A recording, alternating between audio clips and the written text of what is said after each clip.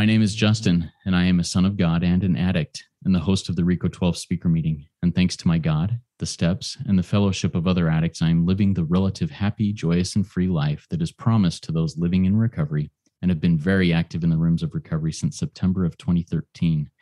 Welcome to the 117th meeting of RICO 12.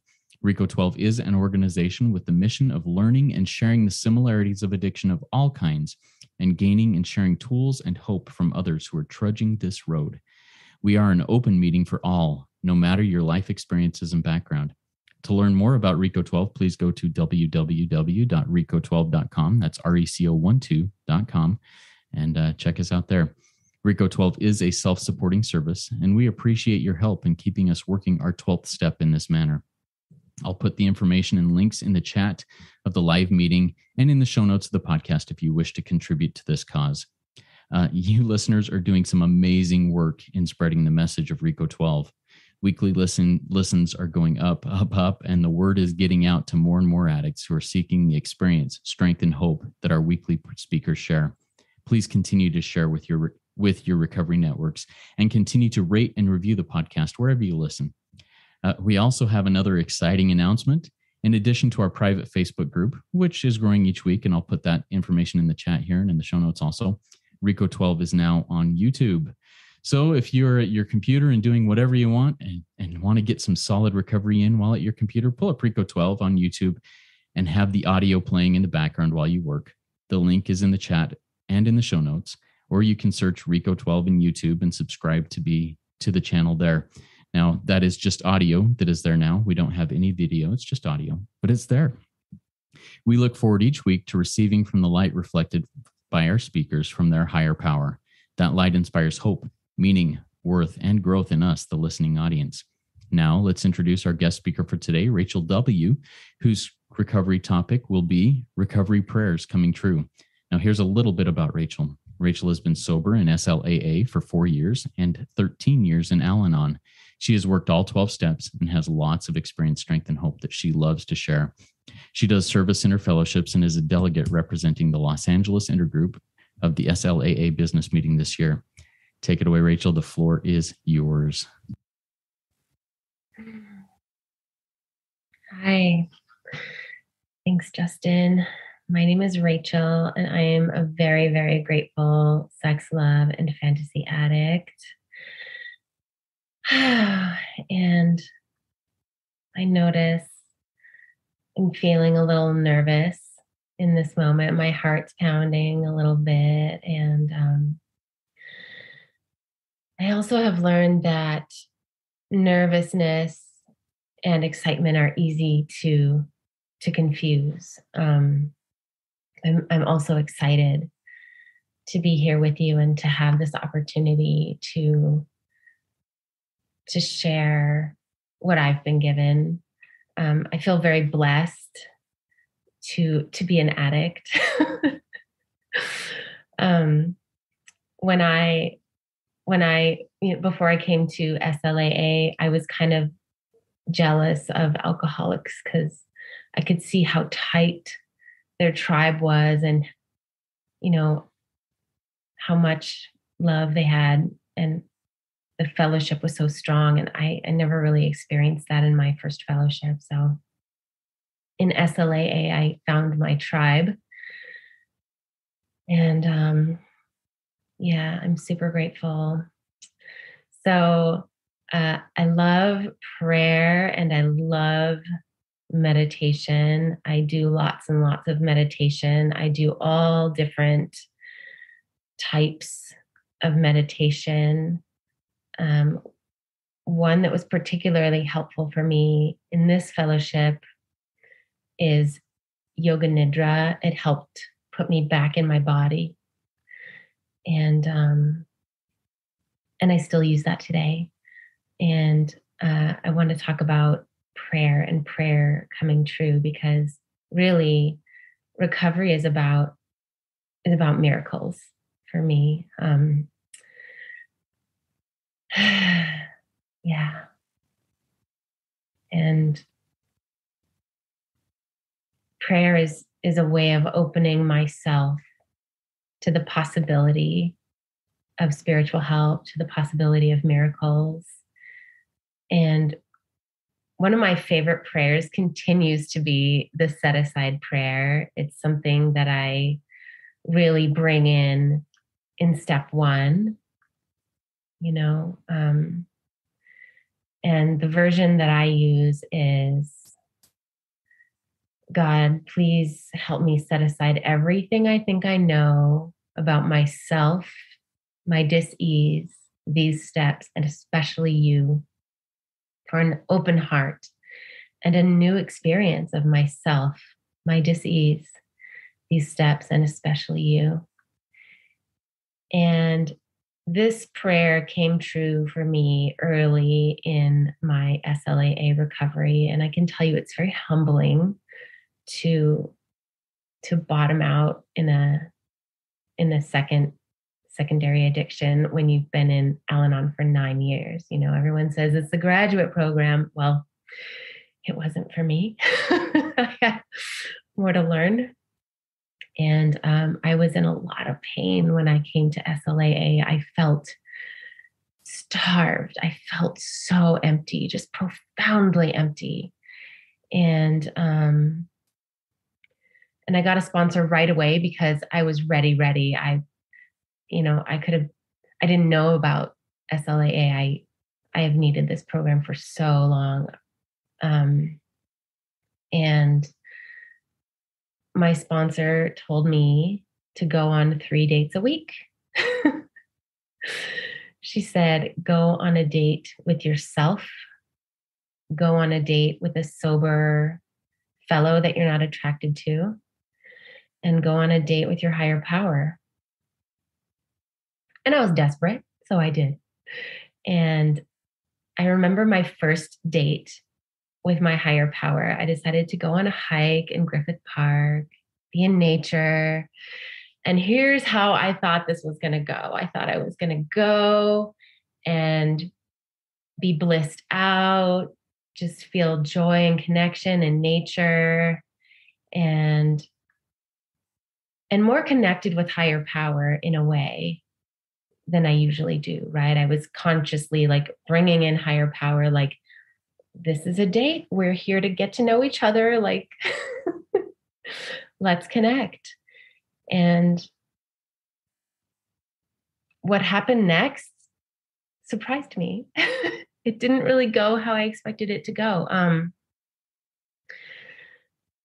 I was walking and talking with higher power, and all of this anger and rage surged up inside me. And I thought, well, let's get real. God, let's get real. So I let her rip. And I told my higher power how angry I was. I said everything. I didn't leave anything out. I'm like, if you're really God, let's see what you got. Can you take this? Can you take all this rage, all this pain? How could you? Where have you been? I just raged and railed at God. And then eventually I paused to take a breath and listen and see if God was still there. And to my surprise, God was. And I heard God say, is there more? And I said, yeah. and I continued.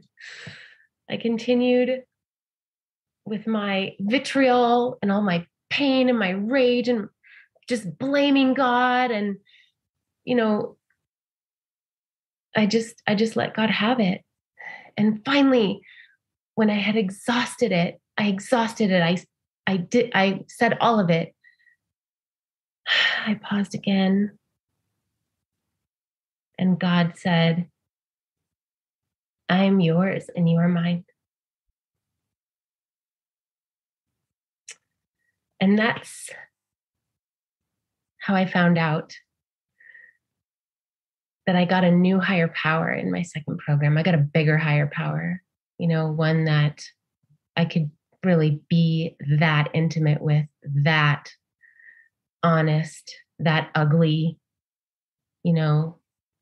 show that many warts. And I had a new experience of myself and my disease and the steps and my higher power. And I, even, 4 years later, I still feel so moved by that experience. And I'm, practicing intimacy with my higher power one day at a time, intimacy with myself and intimacy with others. And I didn't know how to do that when I came to SLAA. I literally take classes because I just had no idea how to receive intimacy and how to give intimacy, emotional intimacy. There's a language to it. There's a deep truth to it that I'm learning. Another prayer that has come true for me is the 11th step prayer. And the version that I usually say is, Lord, make me a channel of your peace. Where there is hatred, let me sow love. Where there is injury, pardon. Where there is doubt, faith. Where there is despair, hope. Where there is darkness, light. Where there is sadness, joy. O divine master, grant that I may seek not so much to be consoled as to console, to be understood as to understand, to be loved as to love. For it is in giving that we receive, it is in forgiving that we are forgiven, and it is in dying that we are born to eternal life. And the way this came true for me was in my disease, I was compartmentalized. I had never really been seen and known by one person. Adultery is a part of my story, and I had one kind of intimacy with my husband and another kind of intimacy with strangers. I thought I was getting my needs met, but I was really isolating myself by compartmentalizing, and that left me feeling really empty. And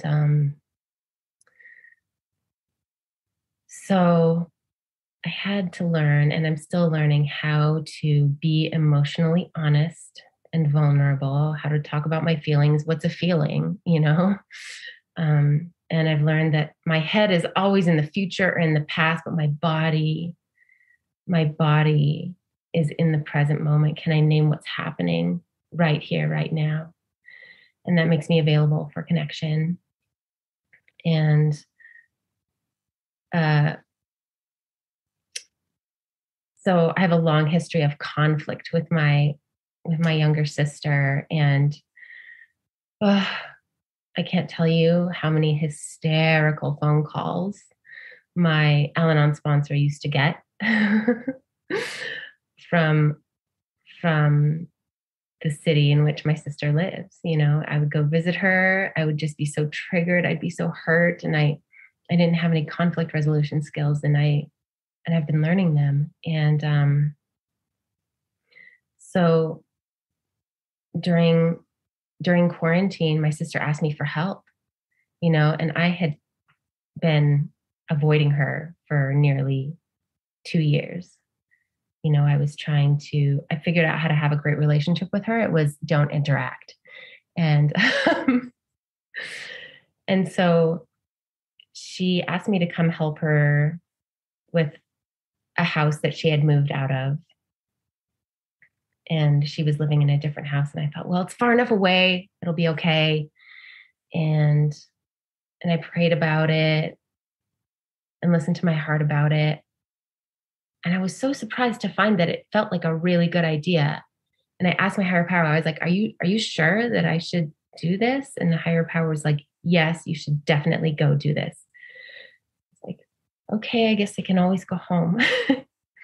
So, so I went to help her, and things were going pretty well. It was the right amount of like interaction and distance. And then eventually the inevitable happened and a conflict came up. And she became very activated and began speaking to me in an intense way that made me feel really disconnected. And I could feel that she was triggered. And so I asked for a pause, and I requested that she speak to me differently. She took a breath and started to speak more slowly, but then the escalation came again, and I said, I'm so sorry. I have to get off the phone. Maybe we can talk about this another time. And much to my surprise, that's never happened before. I've never been resourced enough to not shut down and leave my body completely in that situation. I was able to stay calm and say, hey, let's try again later. That alone was a miracle. And then 3 days went by, and I knew she was coming to the house to see how everything was going.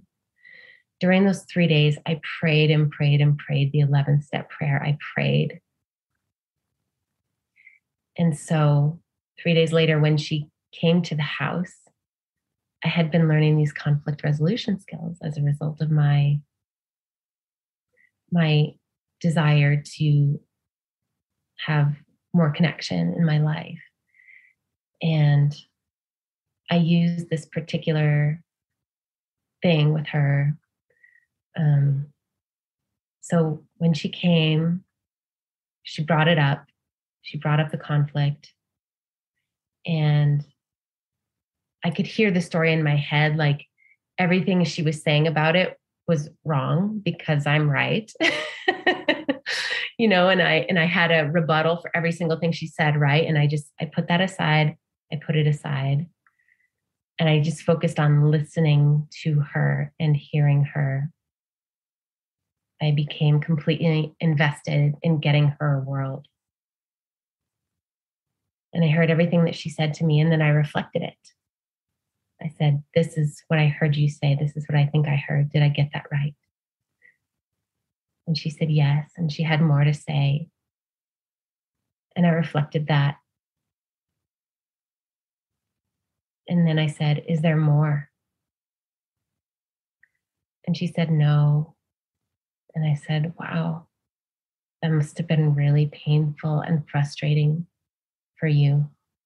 And I feel sad that that's how you experience that. What can I do to make it right? And in that moment,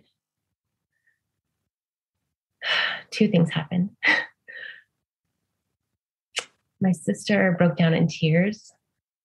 And I realized in that moment that I don't think she had ever felt heard by her big sister before. And I felt really grateful to be able to give that to her in that moment. And another thing that happened was all of my story and my side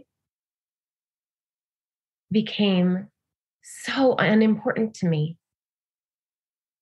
In fact, I felt understood in that moment. I didn't even need to say my perspective or anything. And I realized that like that need to be understood for me is a response to a rupture in connection. It's kind of a misguided attempt to like repair a rupture. And it can be repaired even if I just listen and hold space and reestablish connection with the other person, even if I don't get to say and be understood, I can feel understood when the rupture is repaired. And in the moment where she felt really heard, I felt the repair and I felt understood. And that was such a miracle in my life. It really changed me. And I really hope I get to practice that with her again. Because new conflicts continue to come up, right? It's a process.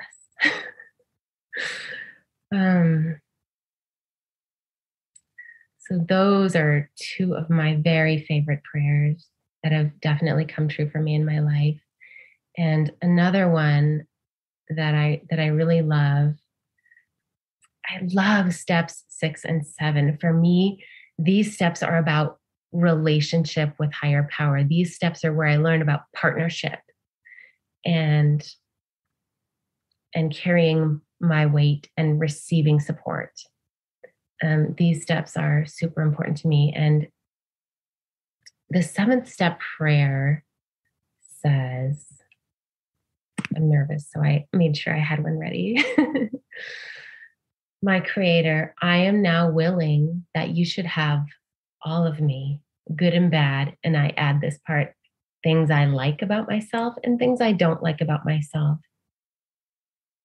I pray that you now remove from me every single defect of character which stands in the way of my usefulness to you and my fellow humans. Give me strength as I go out from here to do your bidding. So, what I realized with this prayer is that, I wrote it down.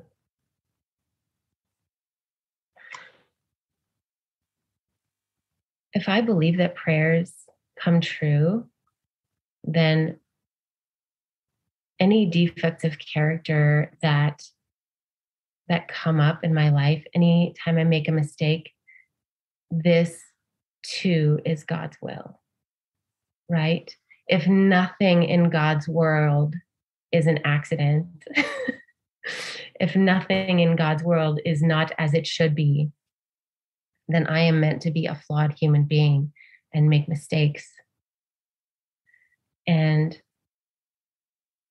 I can say in my life that what I've learned about conflict, and like, believe me, 4 years ago, I was the world's most avoidant human. Like, conflict just made me crumble and I avoided it at all costs. Like, I am a blackout people pleaser in my addiction, you know?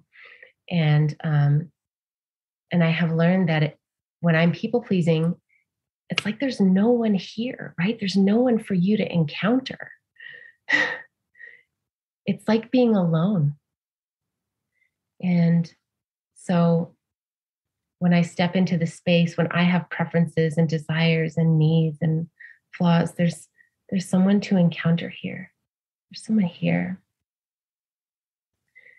And I have learned that conflict, when you walk a spiritual path, conflict is an opportunity for connection. Conflict can be an opportunity to deepen intimacy, to repair.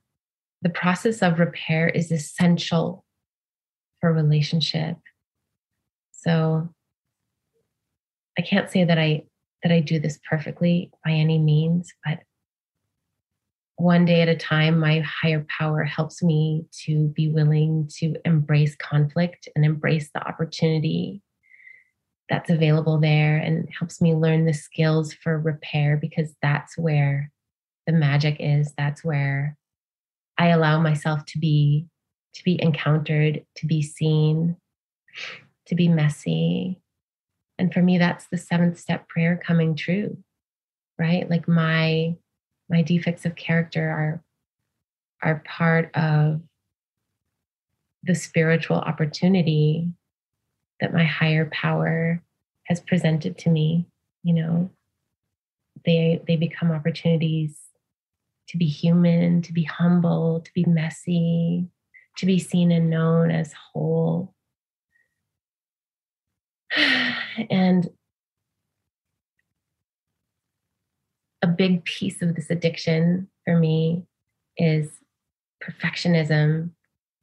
And step 7 just helps me overcome that.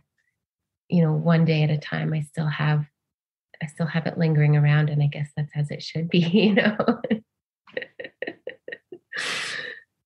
So, yeah, that's what I wanted to share. Thank you so much for having me.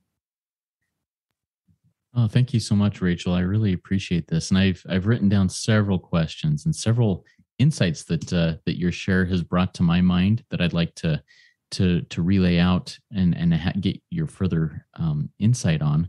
But also want to invite our live audience here to, if you have any questions for Rachel, please type them in the Q&A link that's at the bottom of your Zoom window. Looks like two speech bubbles over the top of each other, and we'll get to those questions as we go along here.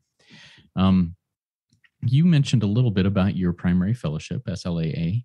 Why don't you take just a minute now and tell us what that fellowship is about a little bit and how it helps you in your life? Sure. So SLAA is a program for people who struggle with sex and love addiction. And love is in quotes, right? Because that means generally romantic love and often fantasy, right? We become addicted to an idea of love that is not unconditional. You know, love, capital L, real love, true love is unconditional. And I heard someone share that love is given, love is unconditional. It's not required for a relationship. Love just is. What is required for a relationship is trust and respect. And those are things that can be cultivated in service of relationship. So in addiction, there's a wonderful list of characteristics of this addiction. There are 12 characteristics, and I pretty much had all of them before I came into this program, including like using people for attention and validation and not realizing that that's what I was doing, using sex to try to get love, you know, inadvertently, like it's manipulative, right? Like if I show up in this way, I can get my needs met, you know, and so this is how that's showed up in my life. And yeah, working the steps in this program has been very, very deep, and the withdrawal is intense. It's a chemical withdrawal. Thank you so much for sharing that. I really appreciate that. Earlier in your share, you mentioned that you had to take classes on giving and receiving intimacy, that the connections there with that. What did that look like? Was that actual classes, or was that just the classes, the classroom of life? Tell us about that a little bit. Yeah, it's both. It's both. But I am talking about actual classes. And is it okay if I say what the organization is? Do you allow that here? If you feel comfortable with that, yes. Yeah, I do. In fact, I'd be happy to recommend them. It's called Authentic Relating. And a fellow in this program told me about it. And it's a place it's kind of a pragmatic approach to nonviolent communication in a way. And you get to practice speaking your feelings, speaking in the present moment, naming what's really going on for you, you know, slowing way down, taking time to find out what that is. You know, normally life is just so on fast forward to me that I don't even have time. It takes a moment for me to assess myself, to get into my body and know what's going on for me, and learning how to make someone really feel heard, learning, reflecting, sharing impact, playing different games around like sentence stems to talk about real things that are happening, emotional things. Can you give us an example of a gameplay around a sentence stem that centers around those real things? Sure. So one of the games is really simple. You can play it with two people, or you can play it in a circle, and it goes like this. The sentence stem is being with you, I notice I'm leaning forward in my chair. I notice a little tension back here on my neck and some kind of like energy in my arms right here. I notice as I'm saying that, I notice my body relaxing and calming down. And then the other person gets a chance to say, hearing that, I notice. And you go into the body. What's happening in here? Are there feelings? Are there bodily sensations? Is your mind spinning? Thank you for walking through that. That sounds very interesting. I may have to give that a try with my wife and kids. I think that might be fun. Yeah, thank you. Okay, we have a comment that came in from the live audience. This is from Sam. Sam says, and he quotes you basically from your share. When I people please, it's like they're alone, like no one's here. And Sam says, I'm a massive people pleaser, and this helped me see how lonely my wife must feel when we interact. Also, any conflict with her, even a minor disagreement, makes me withdraw completely. Having confidence in myself and my own righteous desires and voicing those can actually bring us together, not push us apart, as I innately believe. Can you comment a little bit on that and maybe help develop that from your own experience, please, Rachel? Yeah, I relate to that so much. I mean, that used to so be my experience in conflict and still sometimes is, you know? And yeah, it's I it's hard to in the moment remember to what can I even say here, right? What can I even say? And so I recommend like, going to the body or saying a feeling.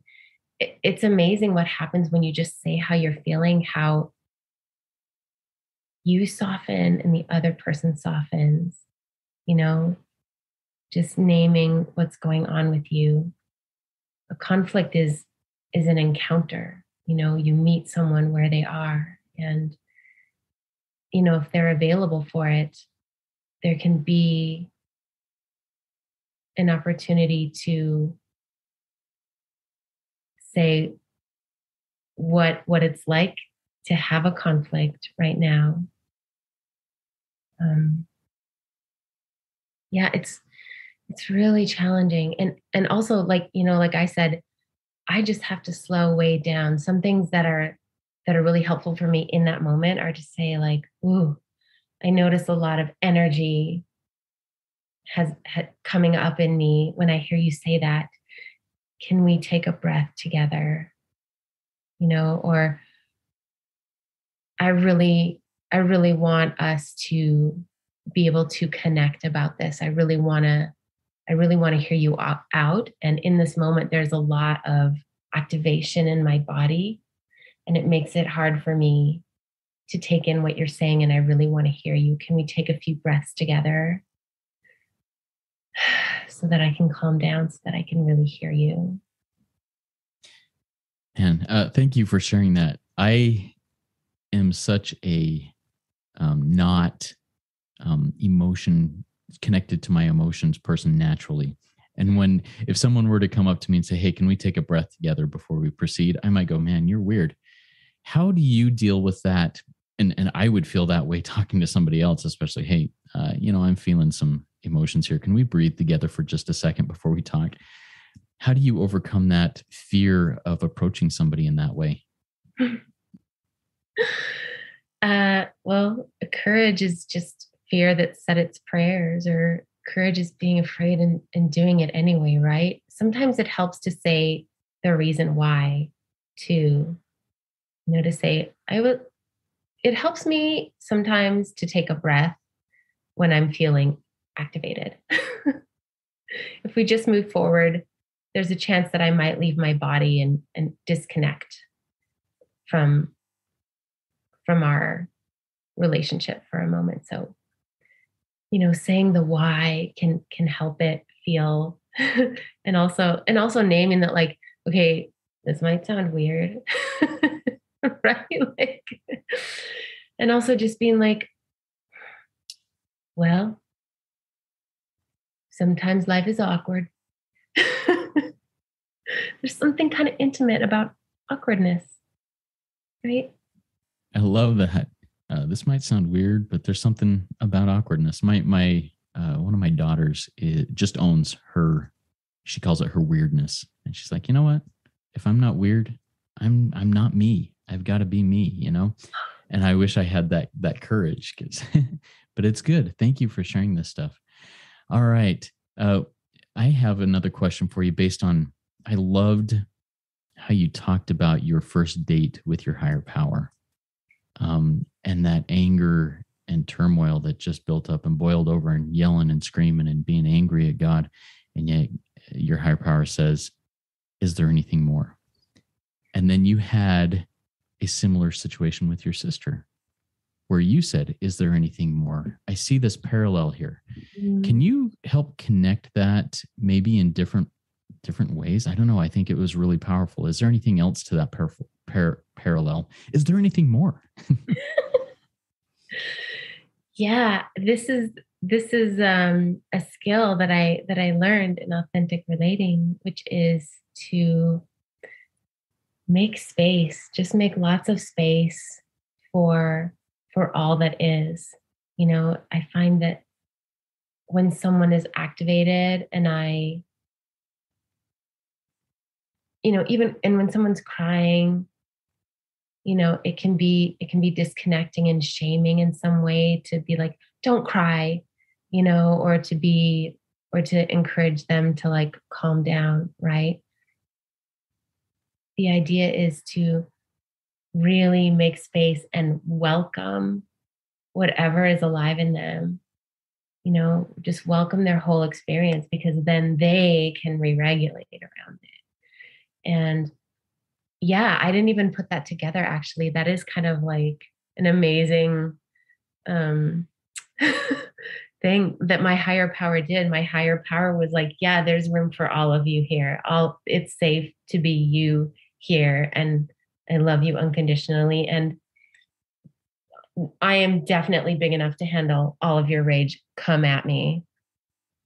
And I had never felt that in my life. And that did give me a sense of like how all of us are kind of just actually a child inside, right? Just kind of having a tantrum. We have an unmet need, and all of our lives we've been told that you're too much, you know, and you're too loud, you know, but to really just let someone like have their experience, you know.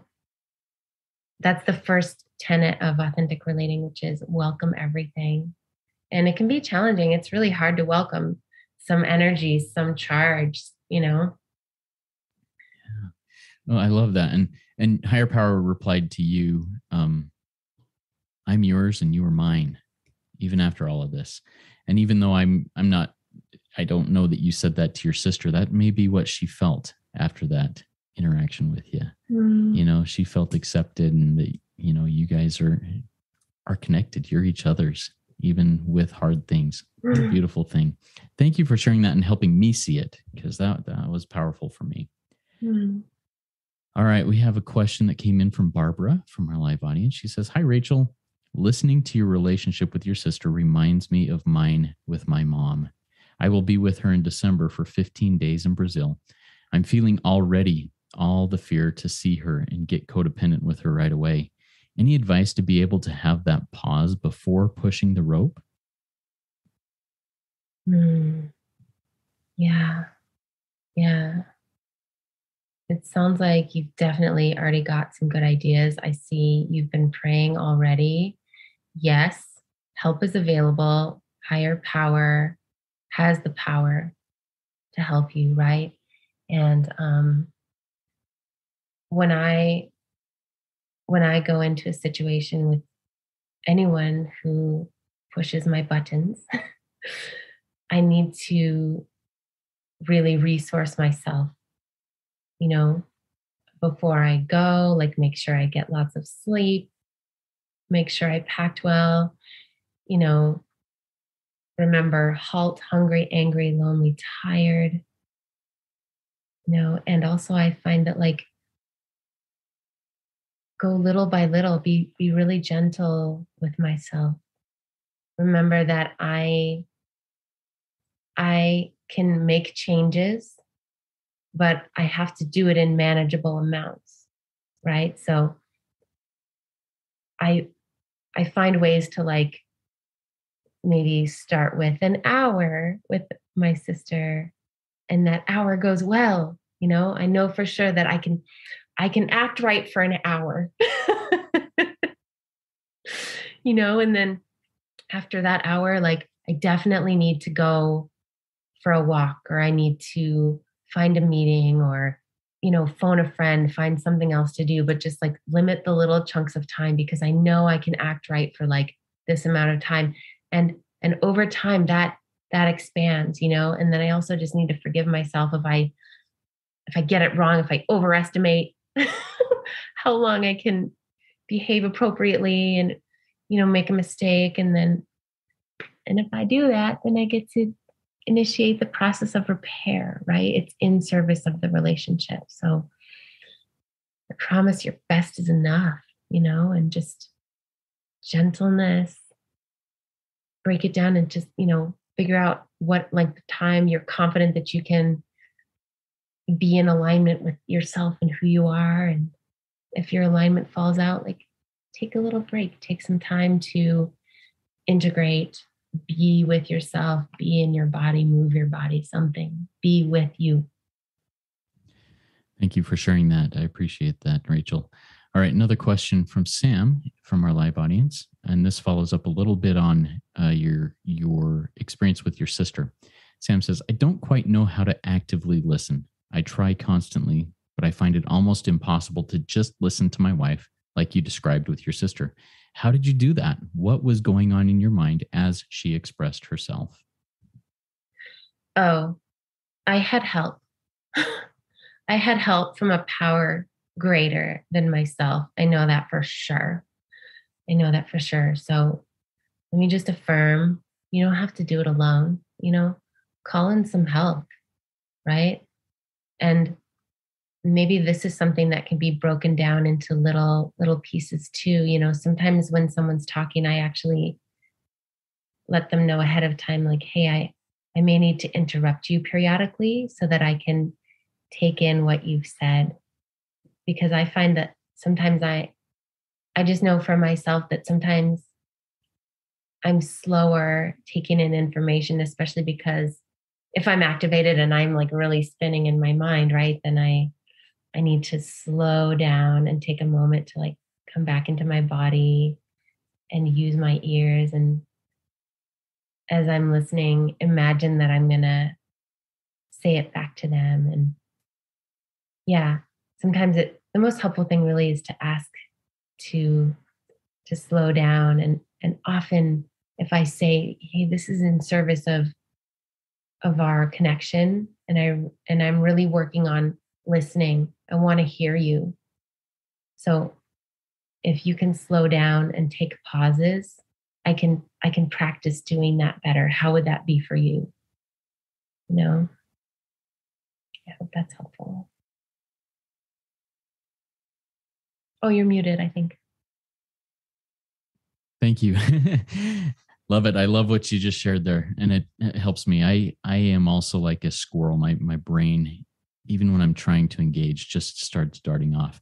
And I love the calling in that higher power, because I can't do it on my own. It's not going to happen. Before we started recording in our conversation before this, Rachel, you mentioned how important the serenity prayer was to you, especially as you began working the steps in step one. Can you kind of share with us the serenity prayer and how that has come true and been answered in your life also? Absolutely. Well, to begin with, serenity is not something that I had before I came to these rooms. I was constantly in turmoil. I was trying to fix myself, grant me the serenity to accept the things I cannot change. Well, first of all, I had no idea what I could and couldn't change. Like, I didn't know where. I thought I could change other people. So there was a lot of learning for me to do around, like, what is it that I can change? What is it that I can change? And the steps helped me and continue to help me deepen my learning and understanding of where I do have power and where I don't, right? I grew up in an alcoholic home. I'm a textbook adult child of alcoholics, and we get all kinds of confusing messages about what we're responsible for. I got all that messaging, and I didn't know. I wasn't clear. I thought I was supposed to be managing everyone around me. I thought I was responsible for everyone else's feelings. And I grant me the serenity to accept the things I cannot change, the courage to change the things I can. Yeah, it takes courage to change. Making a choice to change is stepping into the unknown. If it's uncomfortable, you're probably doing it right. It should feel awkward. It should feel weird. That means that I'm not running around the track that I used to always run around. It means I'm in new territory. I'm on the road less traveled, right? Yeah. Thank you. And I love the courage part. In the last, I don't know, 6 or so months, I was working with a sponsee, and we were going through the process of figuring out who his higher power was. And we talked about different traits that his higher power needed to have. And well, I invited him to discover what traits he needed his higher power to have. And he brought up a trait that I had never heard somebody say before, or I had never said before. Maybe it was just an assumption, or maybe I just never thought of it, but it was courage. My God has to be courageous. And that really affected me. And it made me go, wow, I need to add that to my God, my higher power, and say, higher power, you have to be courageous, because like what we've talked about earlier, these little conversations, hey, can we breathe together? I've got to have courage that I don't have, that I need my higher power to have. What are some of the attributes of your higher power that, as you came to and are coming to understand God as God is to you, what are some of those attributes that mean the most to you? My higher power is hilarious. Hilarious. There have been so many times where there's literally humor in the synchronicity or the way that something unfolds. My higher power loves to surprise and delight me. My higher power is so much bigger than me, and like so not human, right? Like it's not appropriate to bring that much rage and vitriol to any human. You can't. But higher power is here for it. In fact, I think in some ways higher power delights in it. I think my higher power embraces life and wants me to live life and be life and experience life and variety and contrast and ups and downs, wants to know life and experience life through me. And that's partnership. My higher power is my partner. We do this together. We do it hand in hand, right? I am an essential part of all that is, right? My higher power wants me to be doing this journey, whatever it looks like, growing, learning, and wants me to be grateful for the journey, because my higher power is grateful to see how it happens. Oh, thank you for sharing that. That was beautiful. Beautiful. All right. Right now, if you have any final words of wisdom before we close up, I'd love to hear some of those, and then we'll get into the closing readings and move forward. Yeah, let me see if something comes through. I think what I'm getting is just space, leaving space or higher power to come through. I find I feel most connected in stillness when I can come to stillness, higher powers right there. And faith is a choice. You know, faith is a choice. I can choose a lens of faith through which to see my life. And if I don't choose that, then I'm a victim of my life. You know, the 12 steps is about empowerment for me. And I choose empowerment. I choose faith. I choose to see my life through this lens. This lens gives me an opportunity to live God's will for me, which I am 100% certain is for me to be happy, joyous, and free. Love it. Thank you. Thank you so much, Rachel. That was a great RICO 12 weekly speaker meeting for all addicts and those wanting to learn more about addiction and the recovery therefrom. Please consider joining our private Facebook group. The link's in the show notes and in the chat. And participate in our community, asking questions and answering others' questions that may come up. Next week, it'll be a little bit different. I will be traveling during the normal recording period, so I will release one of our old favorites to be listened to in podcast format a little bit before noon Central Time so that you can still get your RICO 12 recharge in podcast format. We'll be back to our regular live meetings on Friday, September 16th, when we will hear from Richie Norton, who is an author who recently wrote a book that touches lots of 12-step concepts specifically from the 12 questions that many of us answered to qualify as members of our recovery fellowships. His new book is called Anti-Time Management, and he will be discussing the application of those qualifying questions with us. Now, let's launch off into the rest of our day with the 11th step prayer, the prayer of St. Francis that Rachel will say for us.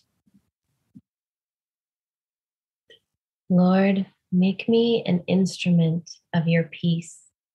Where there is hatred, let me sow love. Where there is injury, pardon. Where there is doubt, faith. Where there is despair, hope. Where there is darkness, light. And where there is sadness, joy. O Divine Master, grant that I may not so much seek to be consoled as to console, to be understood as to understand, to be loved as to love.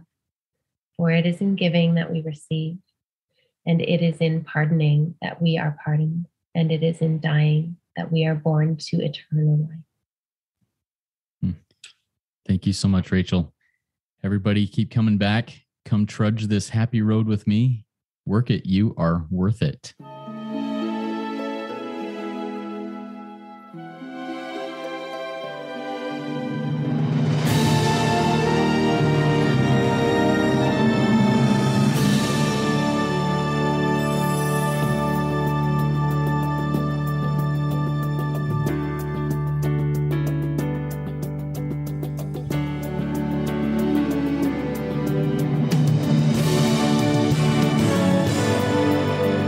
Standing still a moment, carving out this time, reflecting on the landscape of this life of mine. Peaks too high to conquer, streams too wide to cross, troughs too deep to walk through without incurring loss.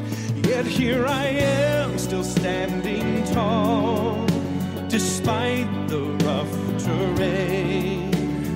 One like me survived the storms and walked through wind and rain. Still standing, I will fight the good fight, still searching for glimmers of light, feet still on the ground. I can still be found, standing still.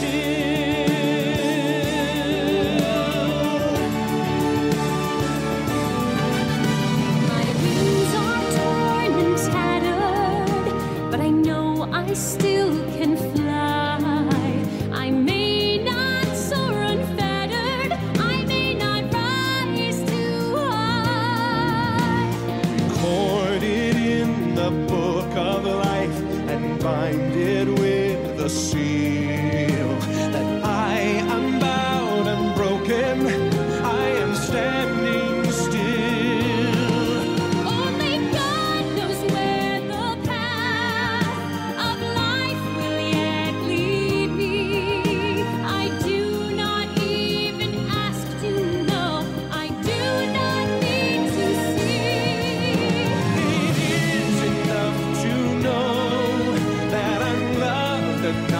not alone. And with those truths, I thankfully march into the unknown. Still standing, I will fight the good fight. Still searching for glimmers of light. Feet still on the ground. I can still be found. Still standing, I will fight the good fight. Still searching.